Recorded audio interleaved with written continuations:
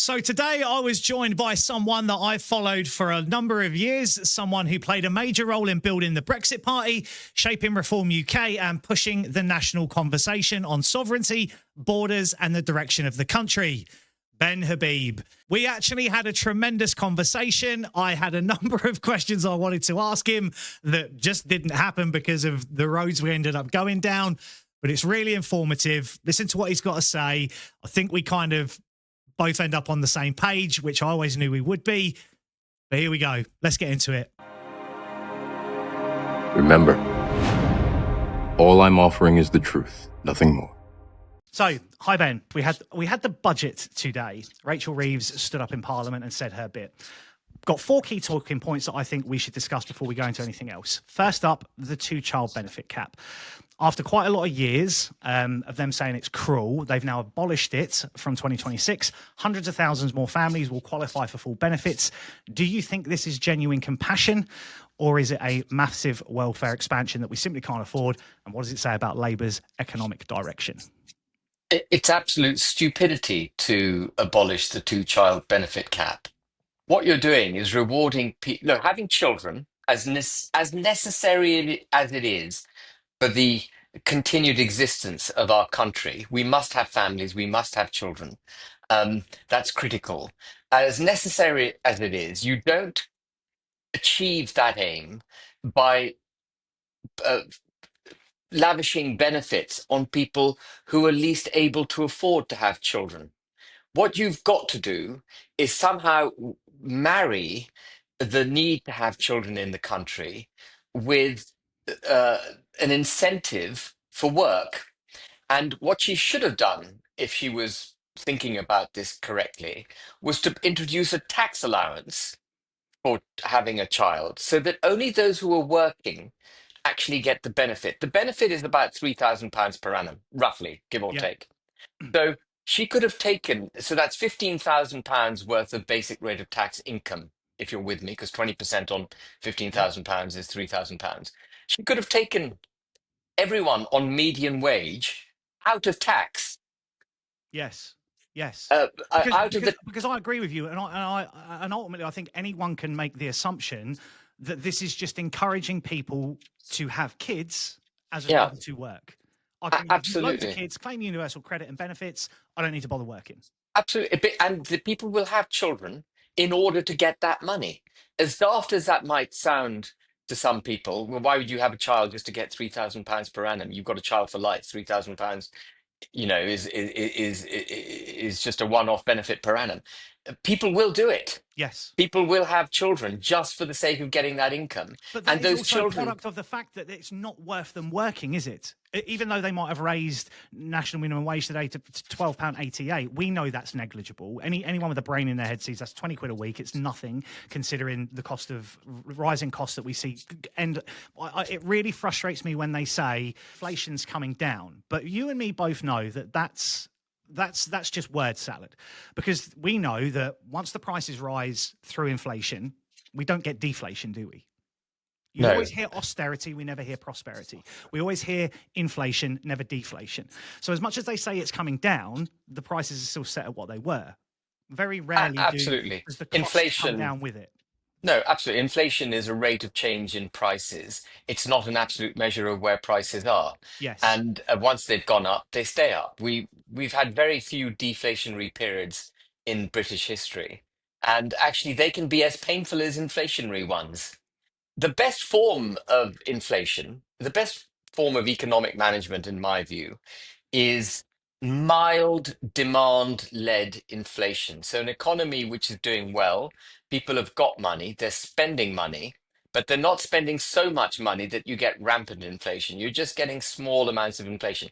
Small amounts of inflation in the economy, driven by in the way that I've just described, I think is helpful because it deflates the value of debt.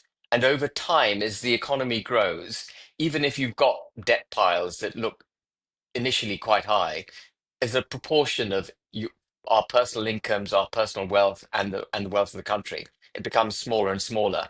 So mild demand-led inflation is good. Large supply created inflation is disastrous. And Yes. that's where we've been for the last 4 or 5 years. Supply side massive inflation without any growth in earnings, without any growth in the economy. The burden is just falling on the individual. And to make matters worse, the government is taxing us even more. So Yes. whatever little we can earn, they take an ever greater proportion of it. So she's not addressing the cost of living crisis at all. Yeah, and I think that moves us nicely into the next key point that came out of today, which was the frozen tax thresholds, which me and you understand, and I think most people don't, is a hidden tax rise. It's a stealth tax because it's going all the way up to 2030, and it basically means that as wages rise, you know this, more and more people get dragged into higher tax bands.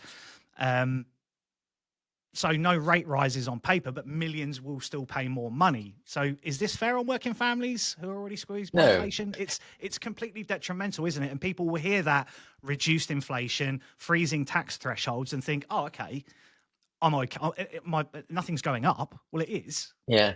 But the reality, and by the way, she's increased welfare payments by inflation. Yes, That she's so what she's done is take welfare payment. She's made welfare being on welfare even more attractive than and it was introduced a before, two-child benefit cap, which puts more and people on it. yeah, remove that cap and tax those who are working. Yeah. So it becomes even more attractive not to work. People are already deciding not to work as the career choice, Yes. deciding to go on benefits and playing the system. We've got 4 million people, Bruce. I'm sure you know these figures. 4 million people in this country on universal credit, not even looking for a job. When they say unemployment is 5%, they only count people who are looking for a job. Actually, when you take So into they take that account 4 million off of that figure. so there are about 1.5 million people in the country looking for a job. They are classed as unemployed because they're looking for a job. If you decide you're not looking for a job, you're not classed as unemployed. Shift, And shift, shift the naming and the statistic. absolutely. So it's a lie. There are actually 8 million people in this country on universal credit. 4 million of them are not working at all and not looking for a job. 1.5 to 2 million of them are looking for a job and don't have one, and 1.5 to 2 million of them have a job but can't survive on the earnings they're making and claim universal credit. And we have a working population of about 32, 33 million people. So 25% of this country, the working people of this country, are on benefits. And that's why she's increasing benefits, because she wants their vote. And Yes. she's hitting the working and middle classes, and she's exacerbating the problem.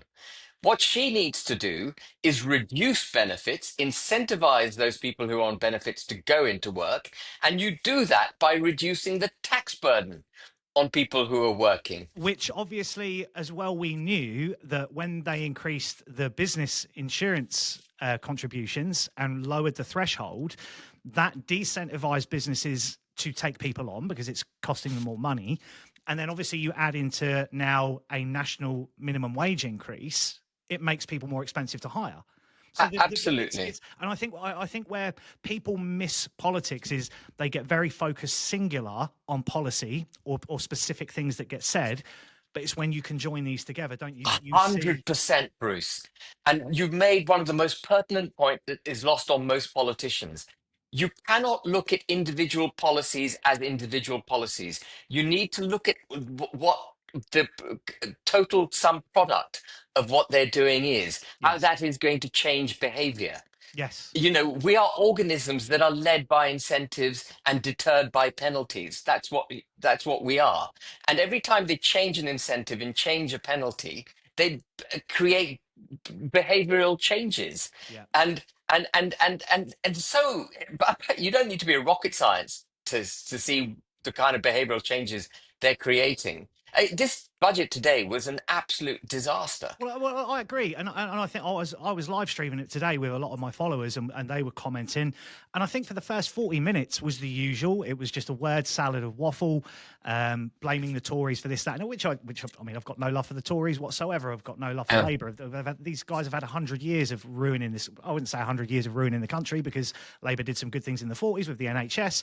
The Tories have done some good things in the 90s. We can't discredit to say they've done, but I would say it's been fundamentally detrimental since 1997. 28 combined years of these two to lead us to the position we're in today. To the national debt is a responsibility of both of them. The policies we have in place are a responsibility of both of them. The economic 100%. decline is a responsibility of both of them. And I think people just need to wake up and understand that something fundamental, and we'll get onto this later, but something fundamental needs to happen with the system. A radical change needs to happen in Parliament. I think it goes beyond just electing a new government. I think we need people in that are going to radically change how and modernize it to the 21st century. I think we're completely out of touch with the 21st century. And we'll touch on something that I know you speak a lot about, and I fully agree with you, is this notion of left and right wing politics. That's a 20th century notion. I think that got left at the door in the year 2000. We're now in nationalism and globalism. I fully agree with you on that. I've shouted that from the Yeah. rooftops for ages. And I think we have national parties now, Reform, yourselves, Reclaim, Heritage, UKIP, and we have globalist aligned parties in the Greens, Liberals, Labour, Tories, your party, whatever they are at the minute. But let's carry on with the budget, because I can see we're going to be talking for a long time, Ben. We'll get on to, so the poignant thing I wanted to make about the budget today was the mansion tax.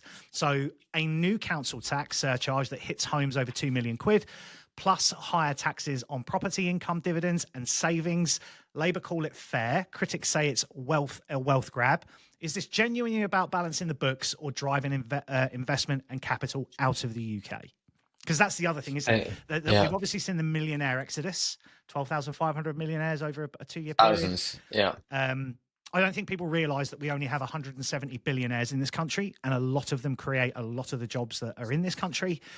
40% of income tax is paid by the richest 2% in the country, Yes. and they're being driven abroad.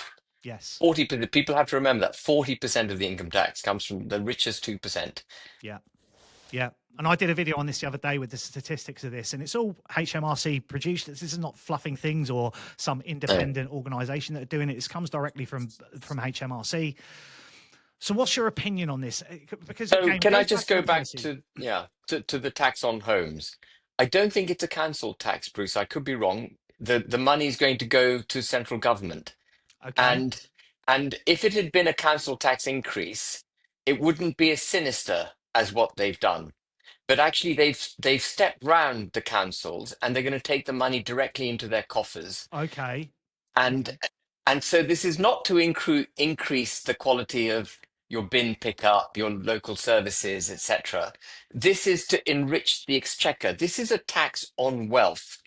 So those people, and this is going to hit pensioners just as much as it's going to hit other people. There are many, many people in this country who bought their homes in the 80s, 90s, worked hard all their lives, managed to get it debt free, and don't have much cash. And they're now being dragged into higher tax payments as a result of the freezing of the And can we just make thresholds. a point on that, Ben? My parents were product of that, and I'm sure you're old enough to remember it, and maybe your parents were as well, that we went through this period where people were allowed to buy their homes, but it was also a period in time where mortgage rates were insane. Inflation was Yeah. crazy for about 7 years. I know my parents, I mean, I look at my parents now and they paid like £15,000 for their house. It's now worth vastly, we'll never see a period in history again, ever again, where someone buys a house today for £300,000 and in 20 years' time it's worth 3.5 million. But that was the Yeah. upshift on a £10,000 house. Is now a £10,000 house in the 70s, if you bought it and paid for it, could now be worth nearly £250,000. And I think those people went through a vast struggle, and now what they're trying to do is what you were airing on there, is they're trying to remove that wealth from being passed down to my generation. Yeah. And so you've made a number of really good points, if you don't mind me saying so. I mean, the removal of wealth from people who have it is a direct attack on capitalism. It's Yes. also a direct attack, and we've done this with the way that they've brought farmers and small businesses into inheritance tax. It's an attack on our understanding of who we are as a country. Because when you increase taxes on assets in the way that they just have, or introduce a death tax, or like they brought farmers and small businesses into it. Many farms and many small businesses have to be sold, and families' connections with the past through their property, through the businesses that they created, and we're a country of small business owners. That's our history. Well, Our I can give you a connection. statistic on this, Ben. I think it's something like 7,500 farms closed down as a Yeah, result of the last budget. so Since then, damaging. 2 to 3,000 have been recreated, but we're net 5,000 down, roughly. And those farms that have been recreated won't be family owned on the whole. They will be owned by corporations who are going to drive economies of scale, etc. And this breaks our tie with the land. Yeah. This breaks our tie with our history, and it's an attack on the nation state.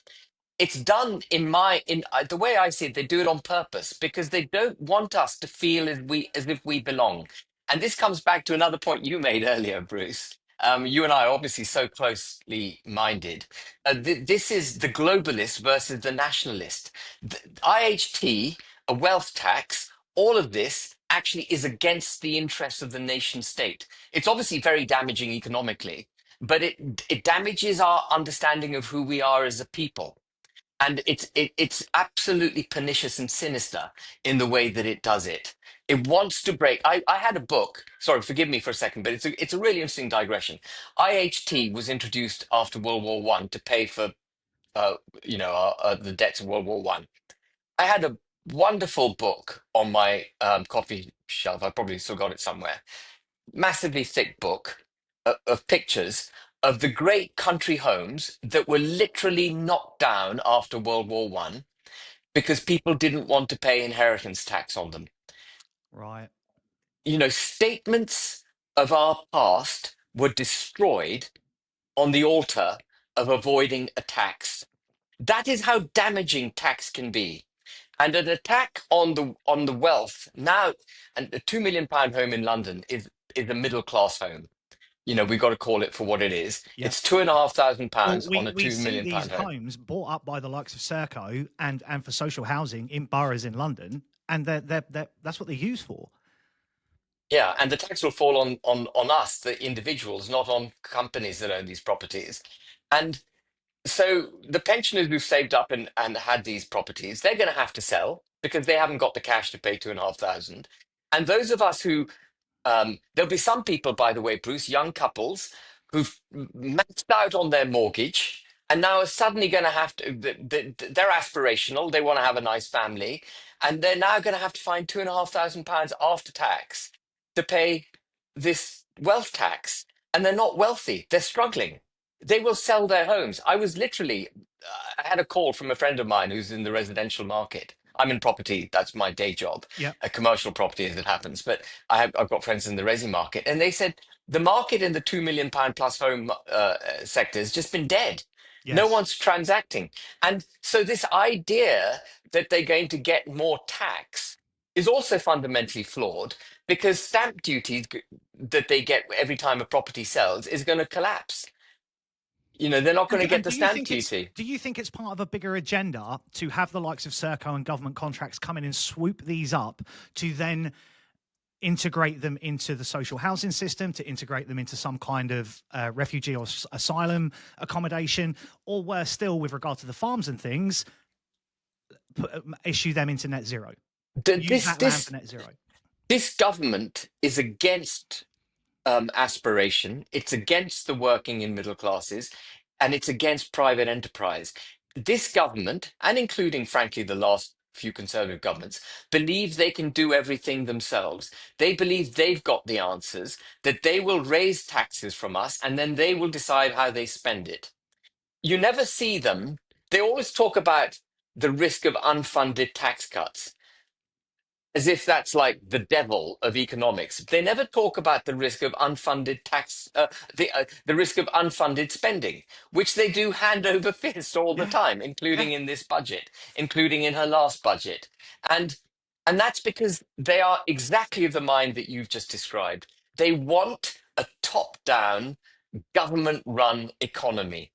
They're not interested in aspiration. They're not interested in pesky people making money and going about their daily business, with aspiration and prosperity. The government wants control. It wants maximum control. It's an organism out of control in its pursuit of control. And I think, and I agree with you on that, because I think a lot of people don't look into the bills. On any given week, there can be 150 bills going through Parliament, various 9 times out of 10. I think the last time I did a check, there were 27 government-led bills going through Parliament. When you start picking the bones of them apart, whether it be in education, net zero, digital ID, anything, any kind of change, everything, there is thousands of red flags in these about Secretary of State having overriding control of certain points. I think we've had, just going to my sector, which is education.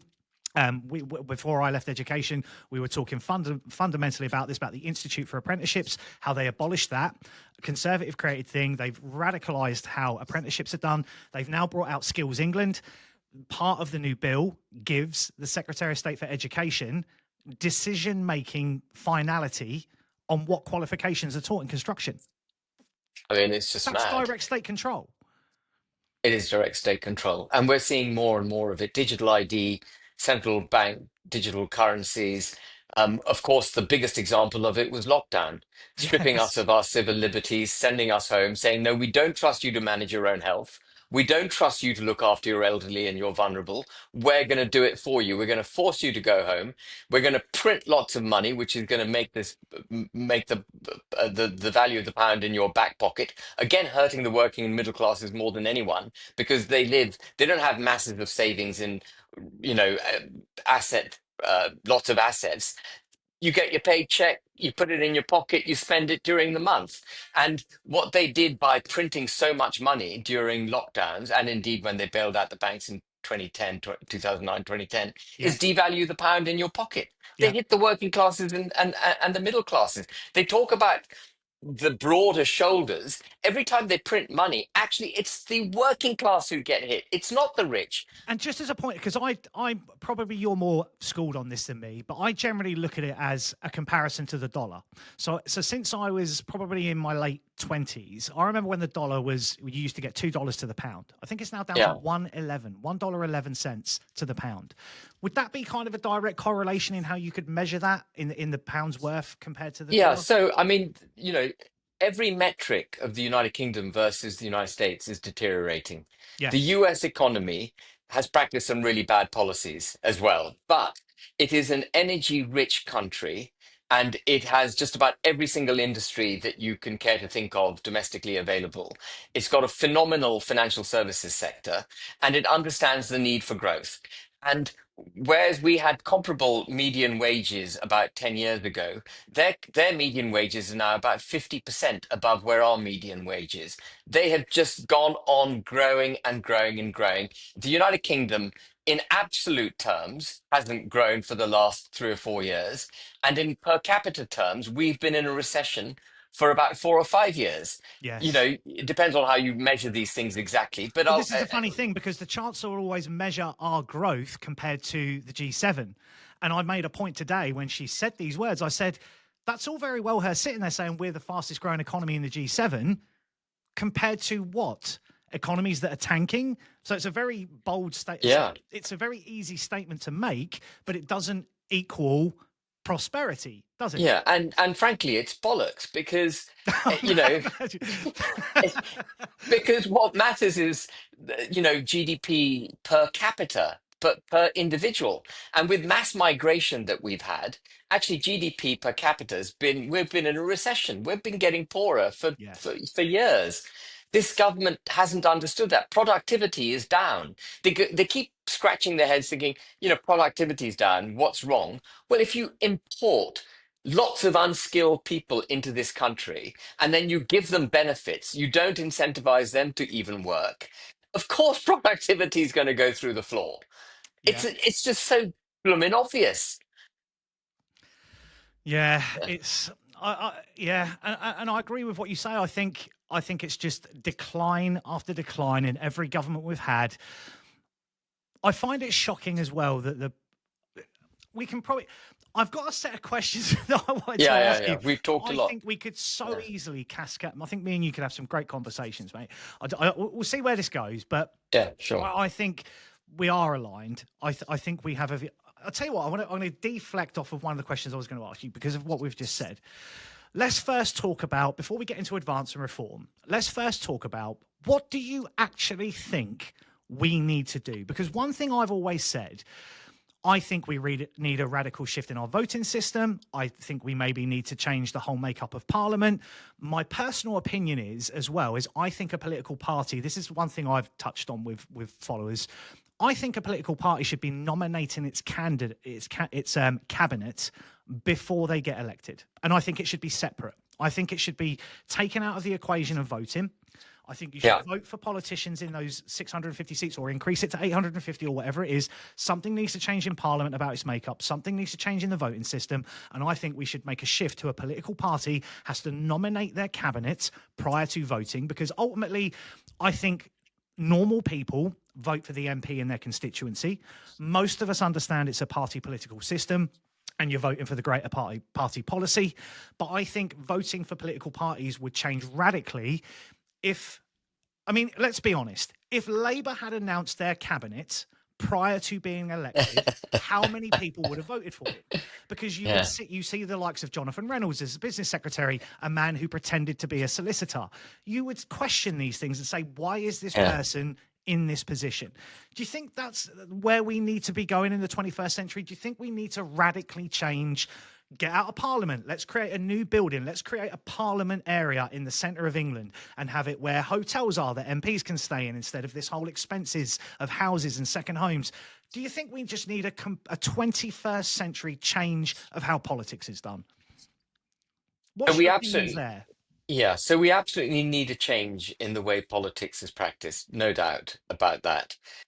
But what we've got to do before we do any more reform, the danger of radical reform, when the, if I can describe the United Kingdom as a body, an Yes. organism. Yes. The danger of radical reform to an organism that is deeply damaged and ill is that you may kill the organism. You may kill the patient. Even if the reform is well conceived, the organism is so in such a bad position it can't deal with the changes you're wishing to put on it.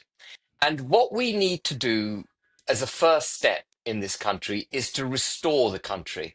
We need to get rid of all the really damaging laws and policies and regulations that have brought this country to its knees.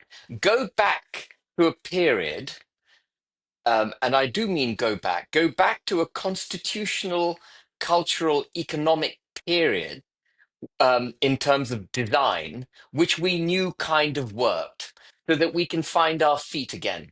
Let the organism recover. And then when the organism has recovered, then we can think about incremental reform to ensure the organism doesn't go through the same kind of attack by those that govern us in the way that it has. And the father of all evils that we are now experiencing in the United Kingdom is Tony Blair. He started off he set the foundations for the way the country is now governed, and it's increasingly gone down the Blair. We've been governed under Blairite principles since 1997, Fully and agree. his creation of the Human Rights Act, the Supreme Court, giving the Bank of England independence, the introduction. Actually, the OBR was a George Osborne introduction, but Ofcom, Elcom, the Equalities Act, the Terrorism Which, Act. let's be honest, are supposed to be independent regulators, but we know now they're not. They're fully fitted out with government representatives. Yeah, and there's no such in a democracy, as messy as a democracy is, independent as love sounds lovely, doesn't it? Independent, regular. What we don't What is want is the truly electorate. independent? How do you get true independence? Yeah, and we don't want them independent. I want those bastards accountable. I want them. I want to be able to know who the hell they are, and I want to be able to sack them. We Yes. can't sack anyone in the OBR. You and I can't sack anyone in Ofcom or Elcom. We Whitehall, are. civil service. Oh yeah, we have to live with these people, and So our democracy has been damaged terribly by Tony Blair and everything else that's come with, since Tony Blair.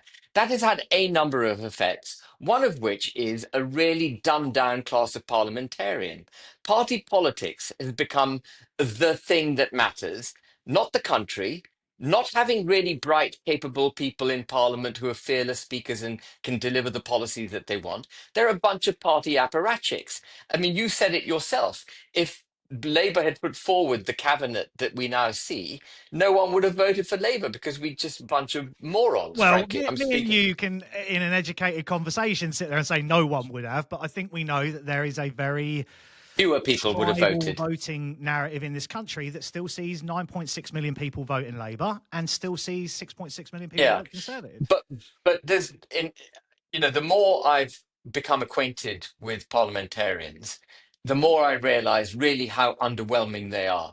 They are purely party animals, and it is the party that matters. They make their way through politics in the party.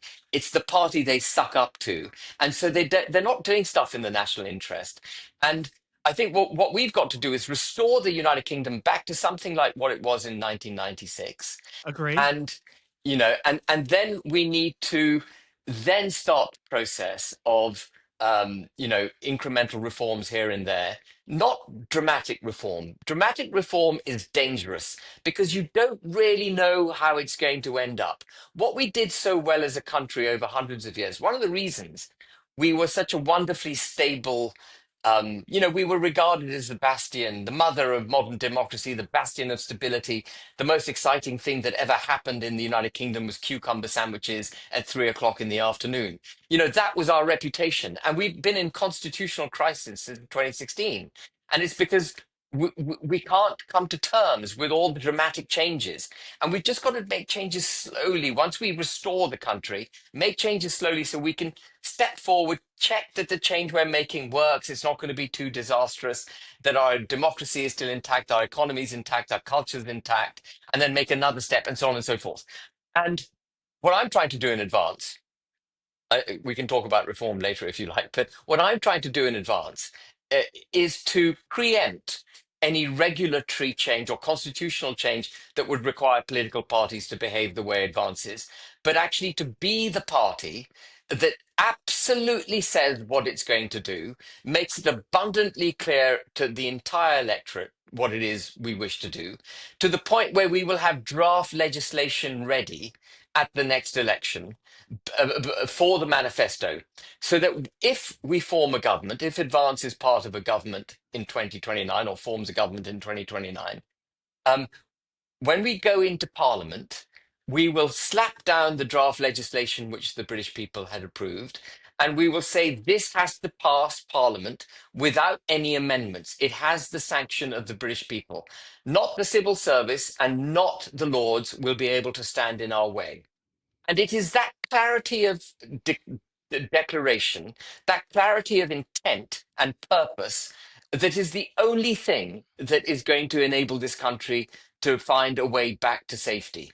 Okay. We have to do that.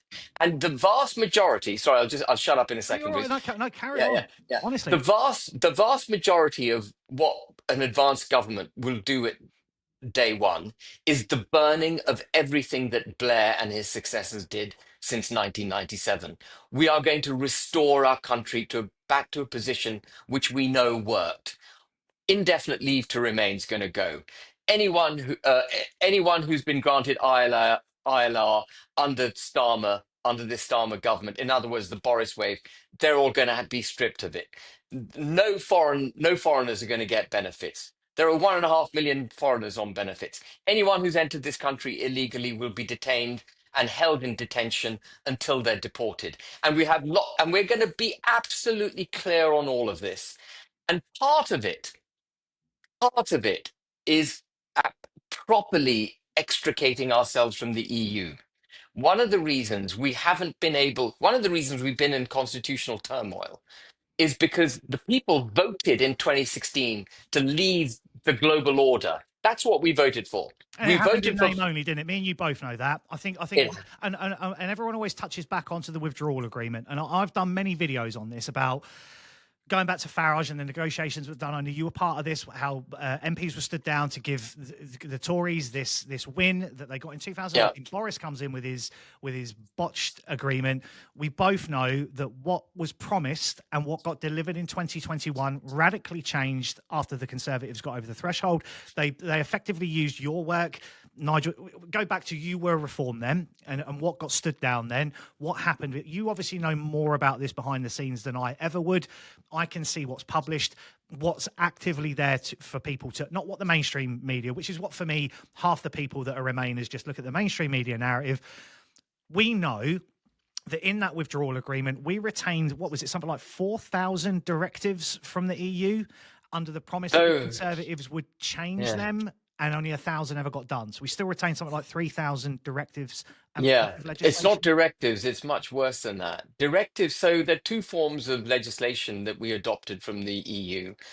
The first are regulations, Yep. and you're referring to regulations. Regulations are laws made in Brussels, which we didn't even debate in Parliament. They just put straight onto our statute books. So by definition, Bruce, they're not made for British interests. They're made Yeah. for European Union, Brussels And interests. we still have those to clarify, right? They, We do, yeah, we do. I think only 800 odd were repealed, and we've got, as you rightly point out, 3,700 or whatever still on the statute books. They should have all gone. yeah. We can't get rid of them because the trade and cooperation agreement, which came after the withdrawal agreement that Boris Johnson signed, actually commits us to aligning with the European Union, such as the EU's laws were in 2020 on state aid, competition, employment, and the climate. So without tearing up the trade and cooperation agreement, we can't actually ditch net zero. Without tearing up the trade and cooperation agreement, we can't buy British first. The government can't buy British first. Without tearing up the trade and cooperation agreement, we can't actually do what's right for the employment market in this country. We can't take, and without tearing up the withdrawal agreement, we can't take Northern Ireland back into the United Kingdom. I have a Supreme Court ruling because it's a case I fought. I I saw have a this. Yeah, Supreme, 2021. yeah, You fought this case, correct? yeah, Yep. through 2021 and 2022. Yep. Um, I have a ruling from the Supreme Court literally saying the acts of union that created this country have been set aside by the withdrawal agreement. We are no longer the United Kingdom of Great Britain and Northern Ireland, and no one seems to give a damn. And this is a serious issue because if you can't, if you don't define the democratic unit that you are, if you can't define the country you are, if you aren't a country, you don't know what it is you're meant to be rescuing. You don't know who it is you represent. You are at sea, and we literally are at sea. And apart from anything else, I know there are lots of people in England, or a number of people in England, who think of the Irish as a pesky lot, very expensive, always fighting amongst themselves, and to hell with the Northern Irish. But two things on that. If you throw your kin under a bus, you're worth nothing, and they are our kin. That's an emotional point, perhaps, but it's a very important point. We have to know who we are, and we've got to stand by our kin. The second point is the damage done to Great Britain, in other words, Scotland, England, and Wales, by the regulations to which Northern Ireland is subject, are vast also. The regulations that are applied to Northern Ireland reach into Great Britain, Yes. and they are preventing us from doing what's right for this country. So to But do ditch you? the east, And yeah, obviously, we see a lot of narrative coming out of, say, Scotland as well. SNP, very pro EU. That's yeah, obviously detrimental as well, isn't it? Because if you've got a government in England saying we want huge. out, and you've got a government in Scotland saying we want in, it's just that it's that fragmentation again. Isn't it? We're not united. We're not a unite. Exactly what you say. We're not a united kingdom. I know that the stuff between Ireland. I know there's religious and all sorts of different histories there. I'm half Irish myself. My father was born in Northern Ireland. I wouldn't say I'm a great historian on all the problems, but do you think we have to come to a point where our Great Britain has to just unite under one thing that can we ever see it happen? Do we need to pull Ireland into this? I know they would never, because it comes So under I it comes under think, rule and kings and we get that you back know, if already. we did the right thing for the country, um, if we governed the United Kingdom for the United Kingdom, we would find the Republic of Ireland wanting to leave the EU and join our customs union. Yeah. I am 100% certain of it. Because number one, we would ditch the European Convention of Human Rights, get rid of the Human Rights Act, which I think is so damaging that Tony Blair created. Um, and that would mean that we could deport all illegal migrants from this country. And it's not like In Ireland haven't got their issues, is it? They're no, widely documented. and and if we can deport all illegal migrants in the United Kingdom because we've ditched the ECHR, if you're an illegal migrant in the UK, where do you go to avoid being deported? You would go straight to the Republic of Ireland because it's a common travel area. You can go on a ferry from Bangor to Belfast and then literally take a train or walk or cycle or whatever into the Republic. And as an illegal migrant, you would be safe there. You're not safe in the UK, you'd be safe in the Republic. That means all illegal migrants who wish to avoid being deported in the UK would go to the Republic. The Republic would not be able to leave the ECHR because it's a member of the EU. Yes. At that point, the people of the Republic of Ireland will be up in arms saying, we want to be like the United Kingdom. The minute they say they want to be like the United Kingdom, we have won. It is game, set, and match. Okay. And so, if we do the right things for this country, we will win. Yeah. We've got to have the courage to do the right thing. Yeah. I agree. I fully agree. Because we're this, we're we've got great history, tremendous. And when critical points come, Wales, Scotland, Northern Ireland, even the Irish, we all have worked together historically. I know we've had our own historical battles against each other, but I think we do come together when it matters. We are this island, this little island that sits on the west coast of Europe, and we've achieved so many great things, and we become so fragmented through religious beliefs, through obviously the immigration, through net zero, through everything that's being pushed on us today is Yeah. creating tons and tons of division. It's obviously an agenda because we see it globally. You can see what's happening. It seems to be in every, dare I say this, white Western culture. Australia, Canada, America, white European countries, predominantly white European countries, everything's the same. If you have someone who's a left liberal, they're screaming the same things. There's a political party that's fascist and racist. Same in America, same in Australia. So you get to a point where you have to understand this isn't them, but this is an agenda. There is an agenda that's been pushed to create this division. It isn't just happening in the United Kingdom. It's happening everywhere. There are bigger powers at play.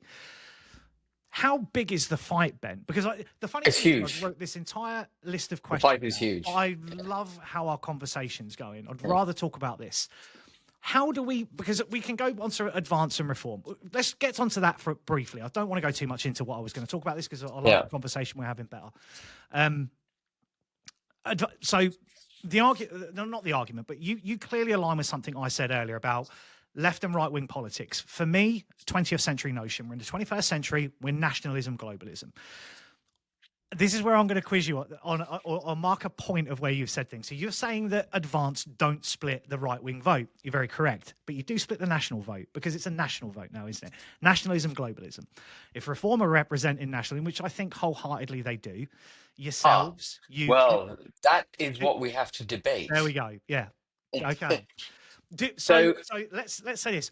Where do you think now Reform stop being a nationalism party and Advance differ from them? What do you think tell me what you think the problem is with Reform? So forgive me if I offend you or any You of won't your offend me, mate. And I hope I listeners. don't offend you. No, not at all. Yeah. I mean, you can be as robust with me as you like. Um, some of what I say you'll have to take just because at face value and Yeah. because I know it. Some of what I say I will evidence very, very clearly for you. Okay. Now, take this at face value. Nigel Farage doesn't have a political philosophy. Nigel Farage may wear Union flag socks, but he is not actually a unionist. He doesn't feel for the United Kingdom. He doesn't understand the democratic unit that is the United Kingdom. And he is in the pursuit of power at the expense of what's required to be done to save this country. I don't even think, and people listening to this program are going to look at me and think, well, what the hell are you talking about? I don't even think he's a genuine Brexiteer. Okay. Okay. And the reason I say that is by piecing together his actions, what he's done. Now, I am a fervent Brexiteer. The older I've got, the more absolutely solid I've become in the belief that we must be an independent country. Well, It's and I agree with critical. you because I don't think we've had the opportunity to prove that it could work. Going Yeah, back to what we said we earlier. haven't. Yeah, you can't test whether it works or not until we've actually done it, Yeah. right? And but there are a number of things Farage has done which indicate to me that doesn't believe in leaving the EU or is not particularly fussed by whether or not we're in it. The first is that when we won the referendum in 2016, if you really believed in leaving the EU, that was the time to get on your horse and get stuck into battle. That was the time to draw your saber and say, right, I've fought for 20 years to leave that wretched organization. This is how the United Kingdom is going to do it. And this is what needs to be done to save our country and get us prosperous again on our own 2 feet. He should have been at the forefront of the battle with Theresa May. Instead, he left the battlefield in 2016 and didn't emerge until March, April 2019. By which time the well had been so poisoned by Remainers and Theresa May had so screwed up the entire process that rescuing Brexit became virtually impossible. That Can I that just interject there though? This is not a yeah, defence, because I kind of yeah. agree with what you say there. I do. I think that he should have continued on. However, had he have done, and I'm sure because you were a great advocate of it as well. What could any of you actually do though? You because we were left at the A mercy of them, lot. weren't we? We could have done a lot. And people say I've heard it said about Ben, you didn't win your seat in Parliament. Um, you don't change politics in this country by sitting in Parliament. You No. change politics in this country by actually campaigning. And uh, one thing I will give Farage, he is one of the most capable campaigners we've got. There are two people who are really formidable campaigners in our modern political world in this country. There's Boris Johnson and Nigel Farage. And They know how to play a crowd. they know how to play a crowd. And so the first bit of evidence was him absenting himself in 2016. The second bit of evidence was fine, he stood down against Boris Johnson, gave him the majority. But we all knew the withdrawal agreement was bad. Farage himself said it was terrible. And then instead of in 2020 holding Boris Johnson's feet to the fire and making sure that the trade and cooperation agreement, which was then being negotiated, making sure that that undid some of the really bad things in the withdrawal agreement and making sure we got a good trade and cooperation agreement, again, Farage buggered off. And people like me, Rupert Lowe, Robert Rowland, who sadly died, we went on campaigning in 2020, saying we've got to hold Johnson's feet to the fire. We've got to make sure we get out of the EU properly. Robert Rowland, Rupert Lowe, and I took Farage out for supper in August 2020, and we sat him down and we said, look, we can see Johnson is weakening.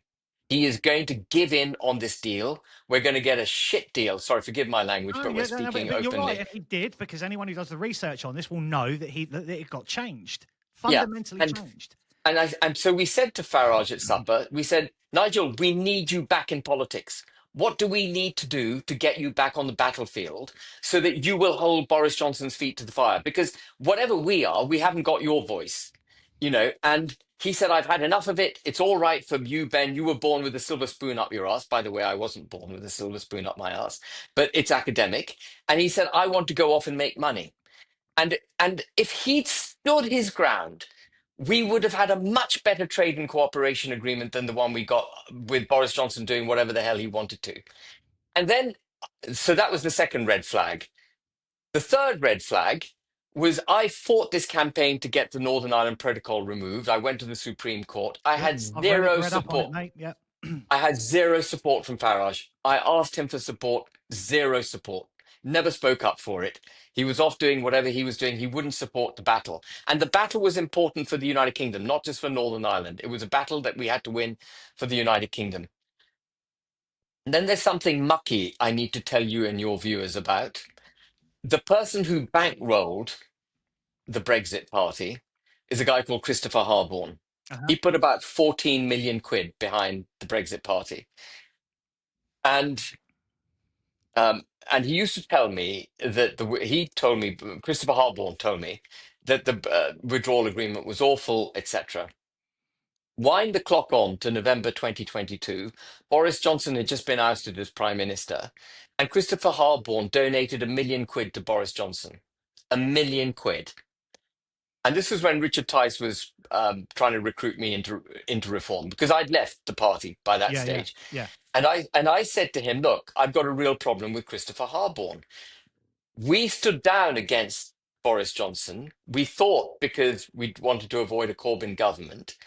Farage then absented himself from the battlefield, and here pops up Christopher Harborne, having said that he knew Boris Johnson was hopeless, donating 1 million quid to Boris Johnson. What was the deal that was done in 2019?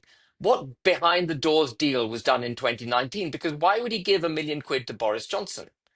Why yeah, would Christopher Harborne give 1 million quid to Boris Johnson? Some deal was done, and the electorate wasn't made aware of it. So that was another big red flag for me. And if your viewers are interested, if you're interested, Bruce, I can send you an email that I sent to Richard Tice saying I'm not joining the party because there are a number of reasons, one of which was Christopher Harborne. And Christopher Harborne is still funding Farage. yeah. If you go to Farage's parliamentary register, you'll see he's still getting money from Christopher Harborne. Christopher Harborne, Boris Johnson, and Farage have stitched up this country. It's not good. They've done something between themselves, and they've done it without the electorate really knowing what the hell's going on, and it's And, not and, good. and And I'm I, gonna, and I'm going to say this now to the people listening. I'm not going to quiz you or question you on this because I know yeah, I've looked into it. I know things went on. Sorry, carry on because yeah, it's eye opening. It is, but there's a bigger picture to this. So, but carry on, please yeah. carry on. So what I've realized through all of this, which is where I started, this is the evidence I've been giving that Farage doesn't have a political philosophy. Now, even that would be fine if Reform was a genuinely democratic party, so that it could pull in great voices and hold them in the party. But it's not whatever they say, whatever their Yusuf and Farage say at the moment, whatever how they try to wow their members by saying, "Oh yeah, we have democracy." They haven't democratized. Okay, they try to make it look like they have, but they haven't. Farage has an iron grip of reform, and that means that they are incapable, in my mind, of assembling the team of Samsons, the cabinet that you mentioned, that needs to be put out there before you get elected. Yeah, I They're in. fundamentally believe in that. That's something for me that I Yeah, think would make a I agree radical with you. change. I think the more clarity the electorate get on what is being promised by a prospective government, the better it is for democracy, including, of course, these are the people who are going to be running the country. We should know, you Yes, know, and and so the point is that Farage doesn't have a political philosophy. If he had a sorry, I was gathering my thoughts. If the party were democratized, then even without his political philosophy, people like me, Rupert, and others would have been able to hold him in check and go, no, Nigel, that's not what we do because we've got to properly get rid of the EU, we've got to get rid of the ECHR, whatever. And so Farage is doing what Farage does best at the moment, which is campaigning extremely well, but pivoting from one position to another, depending on where he thinks he's going to curry favor. And so, for example, reform, I don't know if you're aware of this, I'm sure you are, Bruce, and perhaps your viewers are or aren't, but Farage is in favor of removing the two-child benefit cap. yes, but I think one of the other things that he'd mentioned was that would only be available to British people. He- Fine, So there's a but caveat to it. it's still the nanny state. In Agree, why, but you know. this is the thing, and I mean, this that's goes just an back to example, but I'll give you another example. When he came out with his first of all, he said he was against mass deportations. Do you remember that? He yeah, was against mass. Then he came out with the mass deportation policy. He said, we're not going to remove the ECHR from Northern Ireland because Northern Ireland has committed to the ECHR in the Good Friday Agreement, and in the withdrawal agreement. But if you leave the ECHR in Northern Ireland, do you remember how I explained all illegal migrants would go to the Republic if we remove the ECHR from the United Kingdom? Yeah. If you leave the ECHR in place in Northern Ireland, all illegal migrants in the United Kingdom will flock to Northern Ireland to be. So his mass deportation policy didn't work. It was dead on arrival. And it's because he hasn't thought it through. It's because the people around him haven't thought it through, and he doesn't really care. If he was a true believer in this country, he would have said, no, the ECHR goes from every part of this country. Every nook and cranny, we remove the ECHR. And all illegal migrants, whether they're Northern Ireland or Wales or Scotland or England, they're all going to be blooming deported. Yeah. Um, and I can give you, you talked about the SNP being a national, damaging to the union. Farage is recruiting former members of the SNP into reform. He tried to recruit the deputy leader of Alba. Do you remember? Do you know Alba? Do you know Yes. the political? Yeah. Yeah. Yeah. Albert So Park. Yeah. Yeah. that is what was his name? Uh, uh, Yeah. I can't his- think of the. They're not massive, are they? I can't think off the top yeah. of my head. But Yeah. they're ultra Scottish nationalists. They want to break up the United Kingdom. He was trying to recruit their deputy leader into reform, and she declined and she went public on it. This was literally a couple of weeks ago. And he's taken into his party Jake Berry, who voted Remain, who voted for lockdowns, who believed in the vaccine mandate, who is a proponent of net zero. Jake Yeah. Berry, he talked against the Online Safety Act, saying it was a breach of our freedom of speech. And I agree with Farage on that. It is a breach of our freedom of speech. But then 2 days later, he was on Capitol Hill denouncing the Online Safety Act. 2 days later, he revealed Nadine Dorries as having joined Reform. Nadine Dorries was the architect of the Online Safety Act. Farage is going for This is power the thing. at any So this, cost. Yeah. just on that point, obviously the Tories put the Online Safety Act in, and in its original form, it wasn't actually a bad thing. It was there for the protection of children. And I think the problem is it wasn't regulated properly and it wasn't enforced properly onto social media tech giants.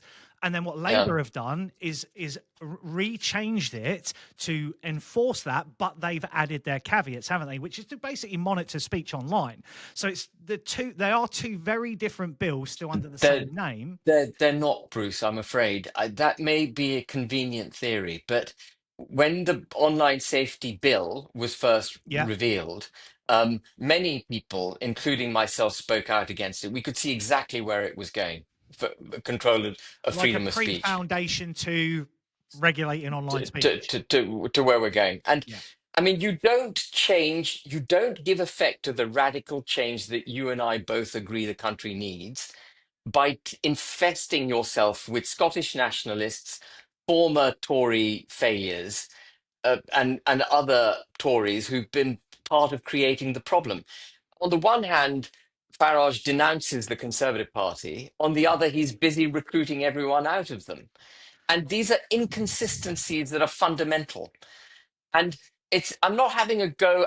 Obviously, I am ultimately having a go at Farage, but I'm not having a go at him for personal reasons. Yes. This It's an attack on indicates, policy and a credibility, yeah, isn't it? yeah, and Advance will not be that party. We are going to tell you what we're going to do. I want to bring people who are new to politics into Advance because I don't want them compromised by what's gone before. I don't want them to have been hijacked by this form of thinking that's gone before. That doesn't mean everyone who was in politics before is wrong. Of course, there's some very good people in politics, and Well, we'll have them. one particular for me is my local MP, Nick Timothy, for the Conservatives. I think he stands against digital ID. He agrees and aligns with a lot of the rhetoric around immigration. And I've always said, and we get this notion now where, and a point you just made there, that Advance would be separate and you want to get people that aren't in politics. But you know as well as I do, Ben, you have got to recruit people out of that system because you can't just recruit. I could not turn around and get a 20-year-old who's never worked in construction, dump him on a building site and say, build a roof. And politics is the same. You need people that have got experience in councils, had experience in Whitehall, in the civil service. So surely you have to admit that you've got to bring those people. We will. So the crucial thing that we're going to need in order to implement policy is an army of constitutional lawyers. Yeah, And we will have them, but you pay for them. You yeah. pay for their advice. And what you want in Parliament are people who have real life experience, who've managed things before, and won't take are used to hearing bullshit in their I organizations, 100% agree. Yeah. and can see through the bullshit and have the courage to say, I don't care, you're sacked. I'll deal Yes. with the fallout later. And You're I think sacked. we can both agree what we have is 300 years of Tories, 300 years of Liberal under different iterations. We have 100 years of Labour. We have a meat grinder of political degree educated private school kids coming through their ranking system via the civil service, via Whitehall, elected into council positions. And it's we talk about the blob. It's a huge machine. It's a massive machine. Yeah. So And it's going to take really capable people. It's yeah, not just about understanding the process. It's about having people who are capable, who've got standing experience against in it. life. Being able to stand against it, say I don't care. The Tory lot couldn't do it because they're not capable people. Well, I don't want to, I believe, Ben, Yeah, because they they're don't all want in to. that gravy train. Yeah, they're It all in the works for gravy them. train. And that's why we've got to break that cycle. We can't recycle the same old people back into positions of authority. I mean, you're in construction. If a contractor, if there's a board of directors of a contracting firm who habitually abuse health and safety and they have deaths that take place on sites across the country, you have to sack the board. Yes. You can't say, please behave in a better way now and we'll allow you to stay on. You have to take that action. Yeah, I agree. I agree. So yeah, we've kind of gone away from the questions I wanted to ask because we're Yeah. getting on to Yeah. better topics. In my opinion, natural conversations has gotten on better topics. We're both very aligned, and I think we both see the problems. The one key issue, and I think you understand this and know this. You were very much part of the reform machine, especially in the run up to the 2024 general election. You know what had to be built grassroots. I know you understand the council infiltration that has to happen because you're not getting elected as a government without the councils. So I suppose my first real question to you about Advance, finally what are we, 1 hour, 1 hour into this, Ben, we're putting the world to rights. We're finally going to talk a little bit about Advance. How are you going to build that party, especially with the council elections in 2026 rapidly approaching? Because for me, I know you've said, and I've read up about what you're doing with your policy and the people you've got inside your council. You've got a few prominent people in there. Howard Knowledge. Cox Yeah. springs to mind. Yeah. Paul Thorpe got a very big social media following. I follow him and subscribe to him. He's a good guy. I can see you've got a lot of good people in your remit, so to speak. How are you going to first Yeah. get people in the councils in 2026? So, in a two-party system, and all that this country largely has thus far experienced is a two-party system, Labour or Tory, that's been the Yep. choice. The traditional way to get into office has been to have large memberships, large council presence, use the ground game to then build your parliamentary position. Um, we're not in two-party politics anymore. One of the things that Richard Tice, myself, Farage, and others have achieved is breaking the two-party system. It's gone. Yeah. And I see Curtis. I can't remember. I can't remember his first name. But the pundit who is forever forecasting how elections are going to play out. I hear him on television still talking about polling numbers as if we're still living in a two-party system.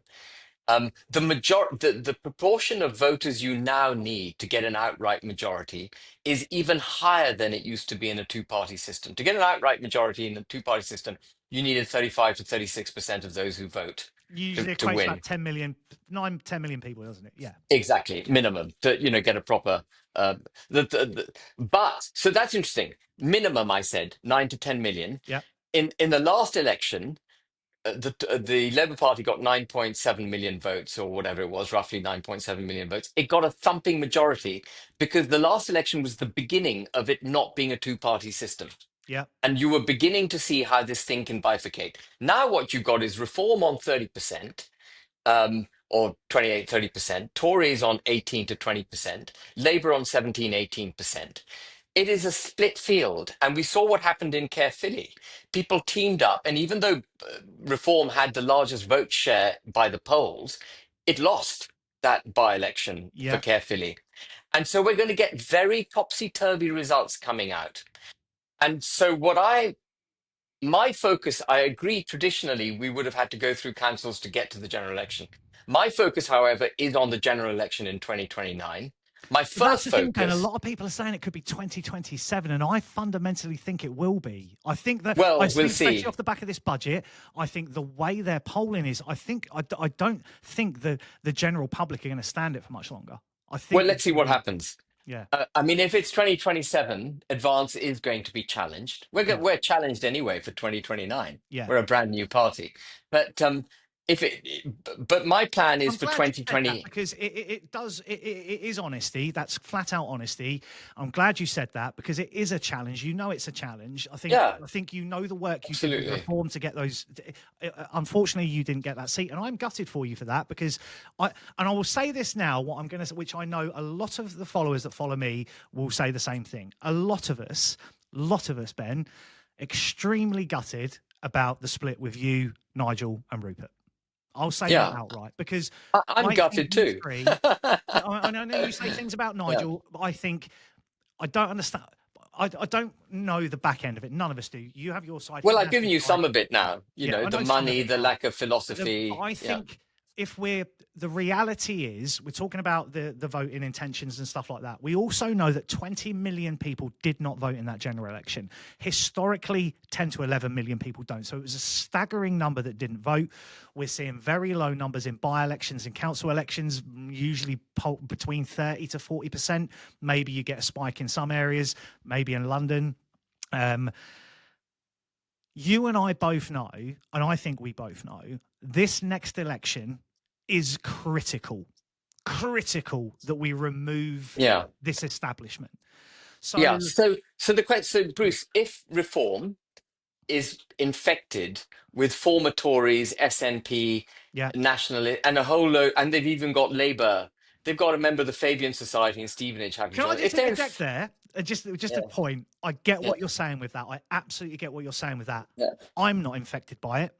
No, you're Sam, not. You Sam, should join Advance. Sam Journay, who's a Reform councillor, is not affected by it. Lots Yeah. of business people I spoke to at the Reform conference are not affected by it because it goes, for me, it gets to a point. Ben, I love what you're doing. I have nothing against your party. But Let we me just are in let a me yeah. point. Yeah, Yeah. we So are let me at, just say what I'm yeah. let me just finish, and Carry this on, mate. may allay Sorry. your concerns. Um, let's assume the election is 2029. Yeah, Um, my the way we're going to go about it is to build our policies between now and 2026, 2027. Have a set of policies that coherently hang together yeah. in the way that you described at the beginning. You know how you have to look at how what the net effect is of everything, How does this not tie just one. into this? Yeah. Yeah. So we're going to make sure we've thought it all through. We've got exactly the right policies, get the draft legislation ready, and then I'm going to win the argument with the British people. I'm going to come out and I'm going to do the damnedest I can to win the argument with the British people and show them what it is we wish to do and win them over. That's the first task. That is the prerequisite. I That can step tell is the you most right important now, step. Yeah. my scale has always, I've never ever been, and I would never be 100% in with a political party because I don't think anybody can be. You can't Yeah. 100% agree with everything a political party represents. And my scale shifts. And from time to time, I'm probably sitting on the fence a little bit. I am. I have to admit that. And there'll be my followers of mine that don't like what I'm saying with that, because I fundamentally believe this next election's critical. I think it's critical because I think if it doesn't go the right way, we descend into some kind of civil unrest, one way or another. If Labour, Tory, or Liberals, or the Green, God, if the Greens get in, because they're starting to move up, we're still fight that. I know what you're saying about the polling, and I know what you're saying about the voting Yeah. intention. They But are still the big can I just finish, players. Bruce? So Yeah. so I've got to win the debate with the British people. Yes. But then and if I can win that debate, that's obviously huge. But we're not in 2028, 2029 now. What we need to do is look at where the polls are in 2028, 2029. If Advance is polling at 40%, then I don't need to worry about a Labour government because we'll just march into Parliament and do what we need to do. if we're polling at 10% and Reform is down at 20 and the Tories are at 20, then we need to think as adults, mature adults, about the interests of the country, not our parties, not ourselves, and make sure that we do the right thing in advance of that election. I'm not going to Well offer up said. And any. I appreciate you Yeah, saying that because yeah. my personal opinion is I think on the right, let's let we call it the right because it's easy for people to understand that. You and I both know we mean the national vote. On the right side of politics, where the Tories don't sit, but Reform sit, UKIP sit, Advance sit, there will come a point, I believe, that you have to unify in some kind of tactical vote.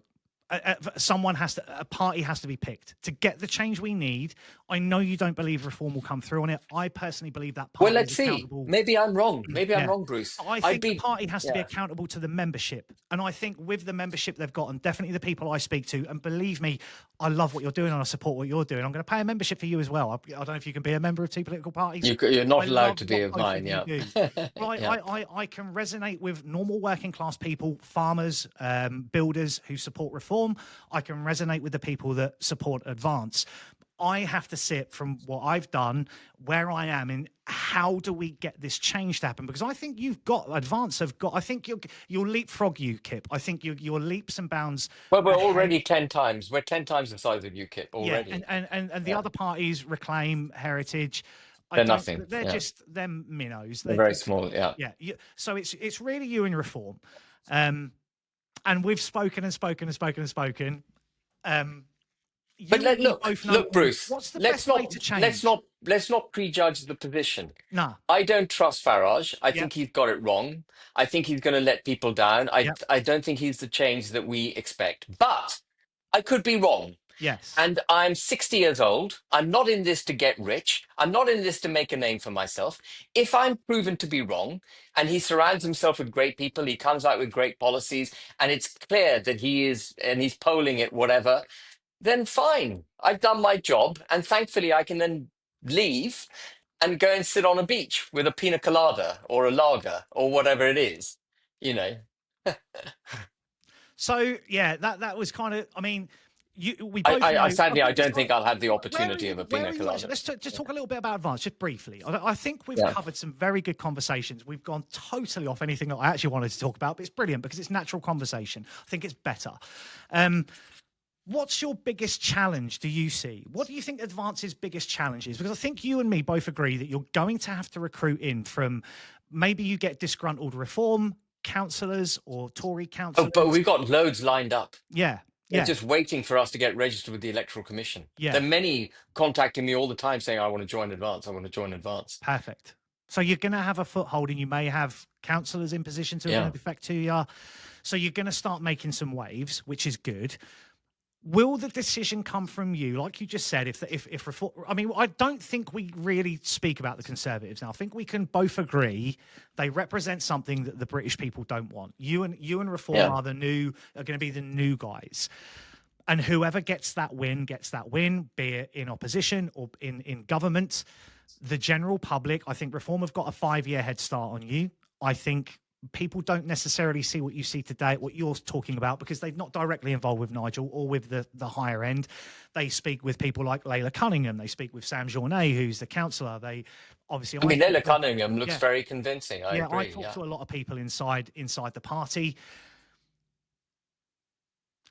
Does an olive branch go out from yourself and Rupert? Because you mentioned it earlier, there comes a point where the greater good of the country has to. Well, I'm not going to, I'm a businessman. Yeah, I'm not going to prejudge the outcome now. We will all need to see. so you'll kind of shift.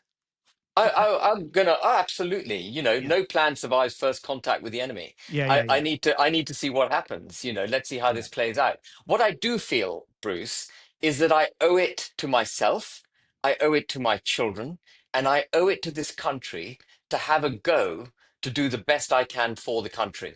I owe yeah. it to all of us. I wouldn't be able to sleep at night if I thought, yeah, well, screw it. I'll just go home, have a gin and tonic, and to hell with it, it's not my problem.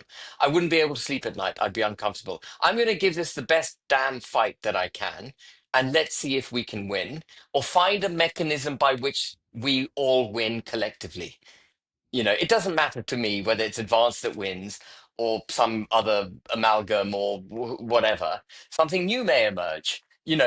All I want is for the nation state of the United Kingdom to come through this with its interests, but first and foremost, with its people and with its people, but first and foremost, our constitution, our culture, our people, our economy. I'm going to be honest with you. Do you know what I'd love to see?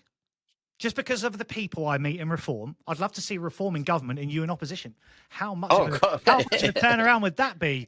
There's That only would be one thing better something. than that. There's only one thing better than that. That's me in government and Farage in opposition. I tip my hat off to you for that. Yeah, of course you're going to want yourself. But I've said this before. How great would it be to just have two parties I care in about the country. care about the Yeah. country?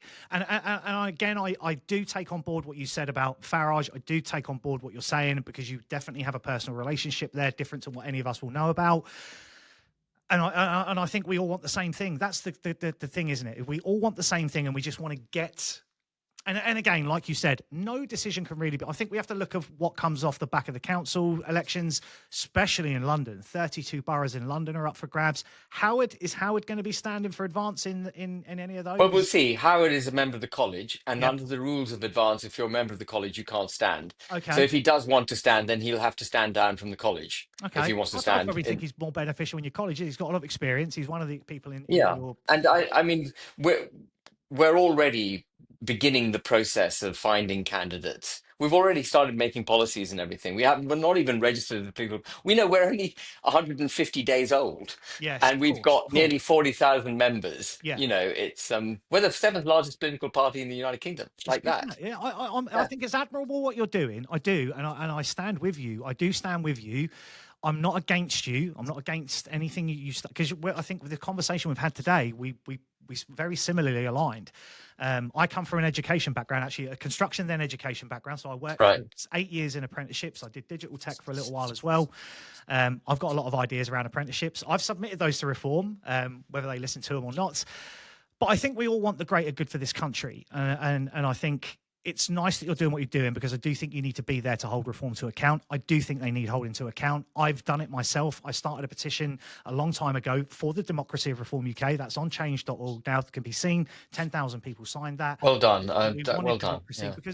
because I firmly believe my job is to hold what you said to account. That I don't think it's, and I get this is probably detrimental to what you're doing, but I don't think it helps jumping ship to another political party every time someone says something you don't No, necessarily no, agree with. no. No. I mean, I you're think never it's, going to agree, as I you think said, it's, with everything. yeah, that those Yeah. 270,000 members should be screaming and shouting, why are you doing this? Why are you not doing this? And why are you not doing that? And that's where I think it's a shame that reform lost you because I think you're a tremendous speaker, Matt. I think you have a wealth of experience. It's such a shame that what happened. I don't hold it against you, but we need you all. We need you all. We need you, Ben. We need the hierarchy of reform and what reform stands for in its membership and in the people that support it. We need those other minority political parties to be standing with, because I think UKIP have gone very much down a religious route now. And we're starting to see that Christianity needs to be supported in this country now. It does. We've lost our identity in part because we've lost our faith, Yes. and that is a serious issue. Yes. And then when you have progressive discrimination in favor of minority religious beliefs, which is the regulatory framework of the United Kingdom, and you couple that with a muscular, self-confident religion like Islam, Islam will take Christianity out because people have lost their faith. Well, it's Are you with me? demonstrated. It's happened, hasn't it? This is It's not. happened. This is not you It's making happening. It's a flippant. happening. Yeah. This Yeah. is not a flippant statement. It's No, happened in it's nations. happening. Yeah. Yeah, it's happening now here in this country. Yes. Yeah. Yeah. Yeah. Anything else you want to talk about? No, I mean, I think that was a very, very broad and thorough interview, Bruce. Thank you very much. And thank you for the good grace with which you conducted it. I know that people can become quite protective. I totally understand the feeling of, please don't hurt reform because there are hope. I have to do what I'm doing Yeah. because reform, in my mind, and I'm sure I'm right, is not the answer. Certainly not the reform that you see at the moment. It's not the answer. If Farage can suddenly get his act together, then I'd be the first to admit it, and I'd be delighted. Well, I'm not going to say it. I was going to try and leave off this with the. But I think you and Rupert are fine, aren't you? Because I love what Rupert does as well. I think it's a think tank more what he's doing now, isn't it? Than a Yeah, political party. he calls it a movement. Yeah, I don't know. and The only movement I'm interested in is the one I get after a cup of coffee in the morning. And fair play, mate. Thank you so much for giving me your time. I do hope that the people that follow us and my advice definitely to people is to not. I think you're doing a good thing. I think you've got a good thing going on there. Let's just say one more. It's not one more. Ben, I could talk to you for hours, but I know we can't. I know you've got things to do. You're probably going to suffer the same issues inside Revance that maybe you see in Reform, that you're going to get leadership issues and people not happy with where they get their positions and stuff. bound to be, It's going to yeah. be fractions, isn't it? It's going to happen. My hope is that that you can pick up 5 to 10 million people out of those 20 million people that did not vote in that last general election. I hope that you can get some seats in Parliament, because it gives the nationalist vote a bit more strength. And I think if we can diminish the globalism vote, Libs, Greens, Tories and Labour, if we can diminish that vote, that's beneficial to all of us. So I stand with you. I do still stand with Reform because they are bigger and I think they have the biggest chance to disrupt this. I will still hold them to account. I'm not going to stand in your way. Not that I could anyway. You're far bigger than I am. No. I mean, everyone. I don't see any need in. I did put a video out, and I know this is how Rich got in contact with you. I had my opinions on things, but I think for me, it's more about that split in the vote, because I think this next election, I think, is so critical. I totally understand. Yeah. And we've got to be grown up about politics. It's no longer a two-party system. It's a multi-partite system. And anyone who genuinely loves this country and is in politics for this country will do the right thing in 2028, 2029. I love this country and I will do the right thing in 2028, 2029.